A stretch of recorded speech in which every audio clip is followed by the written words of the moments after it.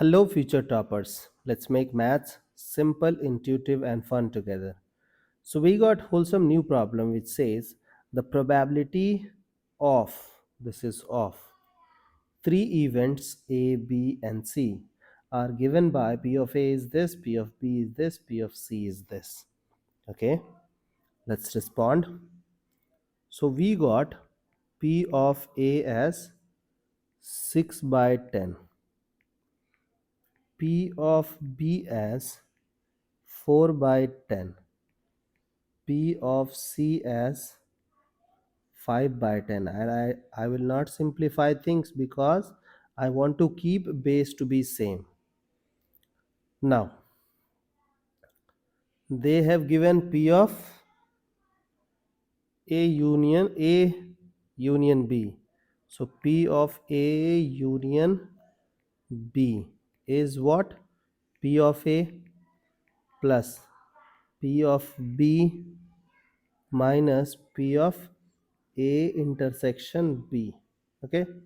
Now P of A union B is what? 8 by 10.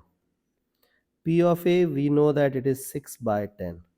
P of B, 4 by 10 minus P of A intersection B. Now P of A intersection B this side, A intersection B this side. Now this is 6 and 4, 10. 10 minus 8 is 2 by 10. So P of A intersection B is 2 by 10. Okay. Then we have P of A intersection C. P of A intersection C is 3 by 10. So this is also given. Then we have P of B intersection C. P of B intersection C is beta. So we have given this beta.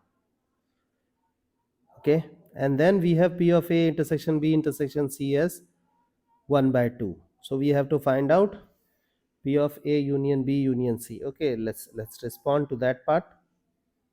So we have P of A union B union C equals P of A plus P of B plus P of C. Sum taken one at a time, then sum taken two at a time. P of A intersection B, P of B intersection C, P of A intersection C plus P of A intersection B intersection C. Now P of A union B union C is what? Alpha. So this is alpha. P of A is what? 6 by 10. P of B is what?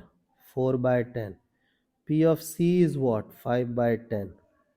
P of A intersection B. P of A intersection B 2 by 10. P of B intersection C is beta. P of A intersection C 3 by 10 plus A intersection B intersection C. So A intersection B intersection C is 0.2, means 2 by 10. I hope till this part you guys are comfortable. Now we have alpha equals to what? This. So it is 6, 4, 10, 15, 15 minus 2, 13, 13 minus 3, 10, 10 plus 2, 12. So it is 12 by 10 minus beta. Now we have, suppose this you can write as 1.2 minus beta. Now they have given you the range of alpha. Now we have to find out beta.